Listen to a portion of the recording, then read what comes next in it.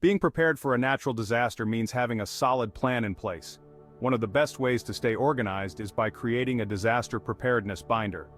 This binder will help you keep all your critical information and documents in one place, ensuring you're ready when disaster strikes. Start by gathering essential documents, copies of IDs, insurance policies, medical records, and contact lists. These will be vital if you need to evacuate or file claims after an emergency. Next, organize your binder into sections. Include categories like emergency contacts, evacuation plans, shelter locations, and a list of supplies you'll need to grab quickly. Label each section for easy access during a crisis. Don't forget a communication plan. Include a printed map of your area with evacuation routes and make sure every family member knows where to meet if you get separated. Lastly, update your binder regularly. Make sure all your information is current and that your family knows where to find it in an emergency. Creating a disaster preparedness binder is a practical way to ensure your family is ready for any emergency.